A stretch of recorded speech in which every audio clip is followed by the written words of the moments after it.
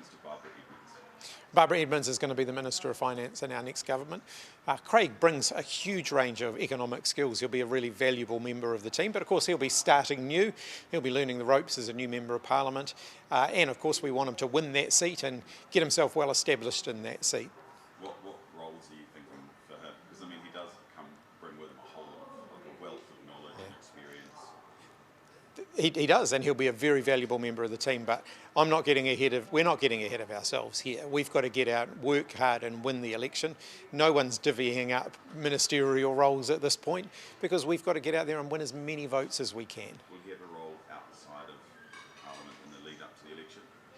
Craig is a member of the Labour Party Policy Council. He's a very active contributor to our policy debates. I'm sure he'll continue to do that. Will he be an associate finance spokesperson? Oh, no, he won't. None of our non-MP candidates will have spokesperson roles leading up to the election. We've never done that before. What level of inquiry do you think is warranted into the Tom Phillips case? Should it be Royal Commission? It's a difficult one. I think that they do need to make sure it's independent, that it's thorough, and that the public can have confidence in the inquiry's findings, albeit recognising that there will be some parts of the findings that may not be able to be made public. So however they structure it, they need to make sure that the public have confidence in it, even if they're not told all of the details, because that may not be appropriate to share. Does it need to look at the decisions of the family court to make sure it's not at fault? I think there is a need to look at all the actions of all the government agencies, family court, police, Oranga Tamariki. Every agency that was involved should be scrutinised. I think in doing so, they need to be very careful to protect the privacy of the children involved. How big is National's KiwiSaver plan in the grand scheme of things? Will it make a difference, or is it just tinkering on the edges? Increased retirement savings through KiwiSaver will be a good thing. KiwiSaver is a great scheme. It was introduced by Labour. We're very, very proud of it. But I am concerned the National Party haven't done their homework here. They haven't worked out a transition plan. They haven't worked out how to support people on low incomes. And they are the government right now. So they could have worked through all of these details already, is in government, and actually be taking positive, proactive action. The fact that they're not doing that suggests that this is just a panicked, well, we need to announce something, come up with something on the hoof, rather than a considered policy. If National did go ahead with this, would Labour keep them? We want to see higher rates of retirement savings, but the things that I set out yesterday are the things that we want to see addressed. So we want to see a plan to support people on low incomes. We need to see a plan to support those who are not in the workforce so that they don't end up with being disadvantaged in retirement. We do need to make sure that that whatever we're doing is sustainable. And the National Party haven't really set out the details yet of how they're going to achieve those things. What would your details be? Would you match National's thresholds? I will announce our own KiwiSaver policy in due course. We're very, very supportive of KiwiSaver. Labour introduced KiwiSaver. National's cut it twice now. And suddenly, in this latest Road to Damascus conversion, they're now suggesting that KiwiSaver is a very, very valuable tool. Well, they've made two major cuts to it. They cut the government contributions in half under the Key English government. They then cut them in half again under the Luxon-Willis government. I'm pleased that they've now recognised the value of KiwiSaver, but cutting government contributions really sent the opposite signal. When will you make your announcement? We've got a lot of policy work underway. KiwiSaver is one of the areas that we've been looking at because a greater level of retirement savings will be good for New Zealand. This side of Christmas or early next year? It'll be next year. And I'm certainly not opposed to the level of contribution that they're talking about. 12% is in line with Australia. They did that over a period of a number of years, well signalled in advance, and I think New Zealand will need to take a similar approach. But it will also need to be accompanied by support for people on low incomes, those not in the workforce, and some protections as well to make sure that employers can't treat increased KiwiSaver contributions as part of your pay and therefore reduce your take-home pay as a result. Just what do you make of the warranty stuff? What do you make of the warranty stuff today announced by Chris Peck? We're broadly supportive of the work that the government have been doing in this space to make it easier, cheaper to build homes, as long as there's adequate consumer protection in place. We don't want people to end up in another leaky homes debacle. So the idea that there should be some compulsory indemnity is probably a good step in the right direction. Are consumers paying twice here though? They pay the builder, then they pay the builder again, the master builder or whoever, for these warranties. Shouldn't that be captured in the first price that they pay? Well, that's one of the things that we'd want to look at, is to make sure that consumers are getting good value for money and that they're getting a good deal. But consumers certainly deserve to be protected so that they don't end up 5 years down the track with a leaky house or a house that's defective, and suddenly the builder that built it's disappeared and there's no recourse for them. Just on your capital gains tax policy, based on recent polling, 2/3 of voters say that they want it to apply to real gains, and that number is even higher amongst Labour voters. So they're indicating that they don't like this element of the policy. Do you think you've made the right move to not account for inflation? I haven't seen the question that David Farrer asked, and I'd want to see that before commenting on the results of that poll, because depending on how you ask the question will very much depend on the nature of the answers that you get. The National Party have been scaremongering about Labour's capital gains tax, telling outright lies about it. It won't apply to the family home, won't apply to farms, won't apply to KiwiSaver, won't apply to businesses, and it also won't apply retrospectively. And I think it's really important that before we ask anyone their opinion on it, that they get all of the facts. So if those facts weren't set out in the question, then any results are meaningless. Would you consider accounting for inflation? It's not something that we have considered. What we're doing, though, is only making it prospective. So it will only apply to gains made in the future, not any gains that have already been made. And so you kind of already answered this, but what do you make of that polling overall, just on the capital gains tax so far? This support, we've seen strong levels of support from the New Zealand public around the concept of a capital gains tax. Our capital gains tax is simple and targeted, and that it only applies to residential property excluding the family home and commercial property. It doesn't apply to businesses, to KiwiSaver, to farms, and so on. And I think that's really important. It is important to make that distinction. And much of the work that the National Party and their allies have been doing, they've been deliberately trying to muddy the waters there.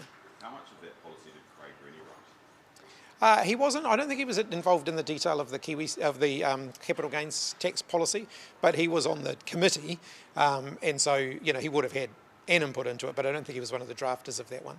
Why wouldn't you account for inflation around capital gains tax proposed? We've kept it very, very simple, and we followed the recommendations of the tax working group on that. And that it keeps it simple, keeps it easy to understand, and all the details been set out. Does the Party Māori need to come together following that kui with Ngāpuhi at the weekend? What Te Party Māori does from this point onwards is completely up to them. Our goal at the next election is to win all of the Māori seats back for Labour. You've been in politics a very long time. Have you seen anything like this in terms of the dynamics around Party Māori? Not really. I mean, I've seen political parties have their internal disagreements, but this is next level. It's unclear actually whether... Sorry, I might just start that again. I just got a croak in my voice there.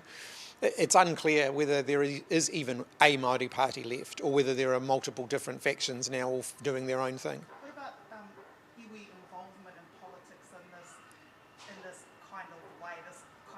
What do you make of that? I think one of the messages here is that identity alone is not enough. If you want to be in politics, you have to stand for something. You have to have a coherent philosophy around how you govern. You have to have a coherent set of views on the economy, on the role of government. And we haven't seen that from Te Pāti Māori. So you don't even know if Te Pāti Māori is one party or two parties or however many parties, but you've still left the door open to work with them in government. Now, all I have said, Lloyd, is that we're not making decisions around ruling people in or out until closer to the election. That applies to all of the parties in Parliament. What about the Opportunity Party? Is the door open to them? We'll consider that closer to the election. At the moment, I think they're polling at about less than 1%. So not really a consideration. But like Te Pāti Māori, they're in two different camps, maybe three different camps, but we're still open to working with them. Well, I haven't ruled anybody out.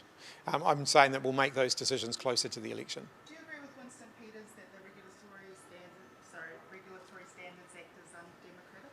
Yes, I am, and I welcome Winston Peters' sudden change of heart.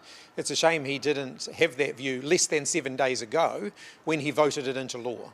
Do you think Winston's criticisms of the Act were ill-disciplined?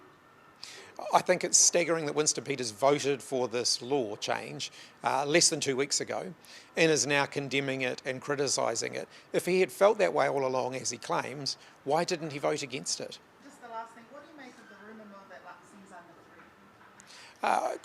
Christopher Luxon has failed to deliver on his promises to New Zealand. He promised to fix the economy, he's made it worse. He promised to get New Zealanders back to work, he's put more people out of work.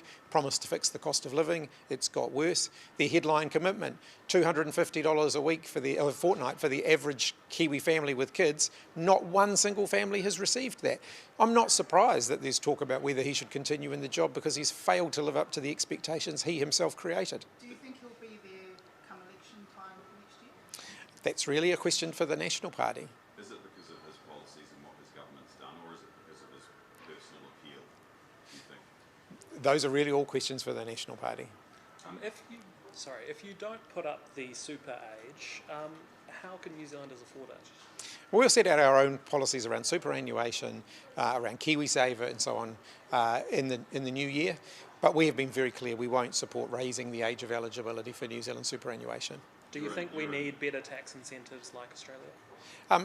Well, we should always have a look at what the Aussies are doing that works. And one of the things that they did do around their retirement savings was increase it progressively from the 1980s to today.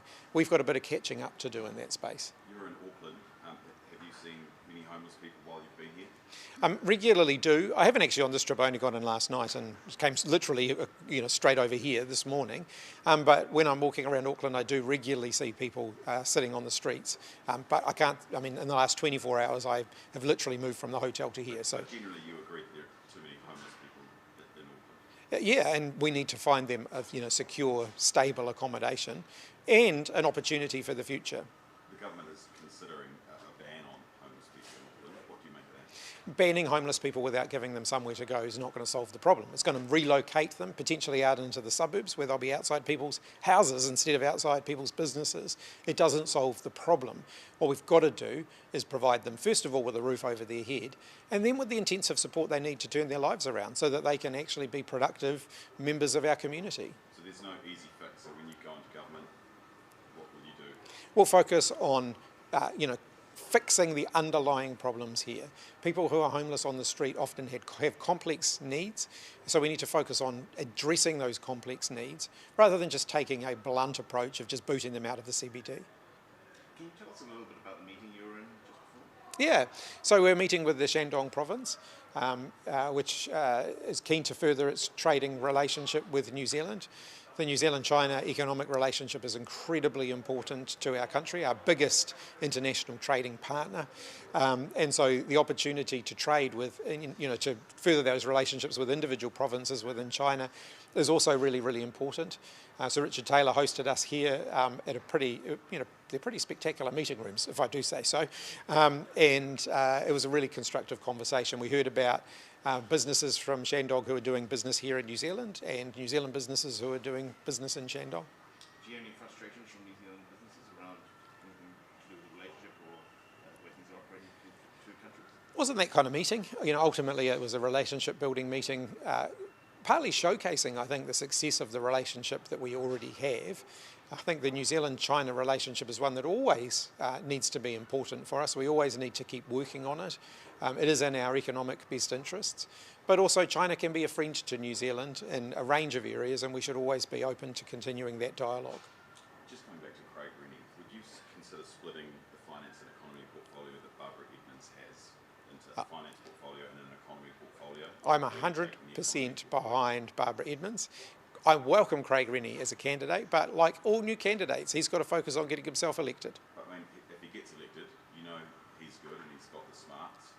Surely you're thinking about portfolios for him now. There are going to be a range of very, very strong candidates that we're going to be announcing over the next few weeks and months, some of which are going to surprise people.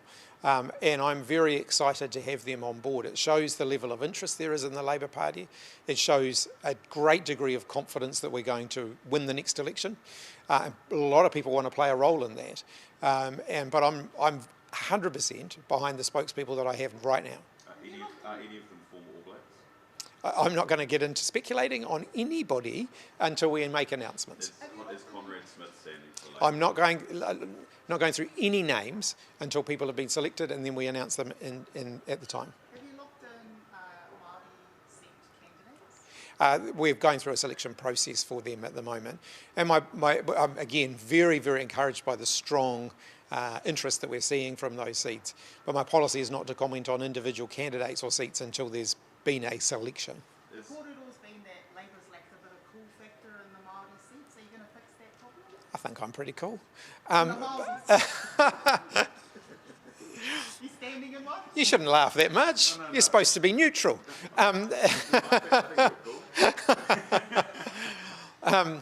In all seriousness, you know, we're going to be putting up a vigorous fight in the Māori electorates. We want to win all of those seats back.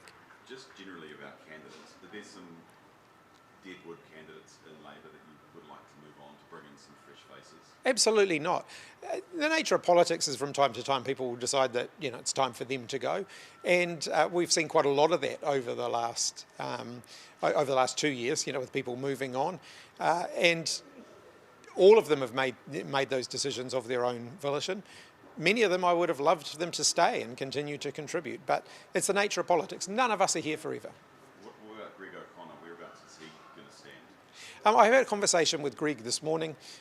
We'll have a further conversation. He's still a very valued member of his team. He's weighing up his options at the moment. You know, Aisha Verrill has been selected as our candidate for Wellington North. I have 100% backing for her. But we'll talk to Greg about where he might fit into the future. He's still a very, very important member of our team. Because there's no Wellington-based electorates kind of left for him, right? Oh, look. Kenny Pudu's going to... We'll have conversations with Greg and figure out where we go from here. Obviously, he's only found out the result of the Wellington North selection yesterday. I spoke to him on the phone earlier today. As he put it to me, you know, he had one plan A. Now that hasn't worked out, so now he's got to come up with another plan A. What does he bring to Parliament, though? Because he was never a police minister, even though he could have been, given his experience. I don't think it's fair on anyone to have those conversations. You know, Greg has been a very valuable member of our team. He's contributed as Deputy Speaker, currently as Assistant Speaker in the House. He brings a different perspective. He won the Ohario seat against Nicola Willis, who was odds-on favourite to win it. Very strongly supported by his local constituents. Obviously his seat got disestablished. That's a fairly unique situation to find yourself in. But we'll talk to Greg about where he might fit into the future. Just on superannuation KiwiSaver, so one of the other issues with the KiwiSaver scheme is the fact that people can withdraw money for their first home, and that's seen as making the fund unpredictable, reduces the number of savings at the end. Are you looking at that idea at all and tinkering with it, or perhaps removing it?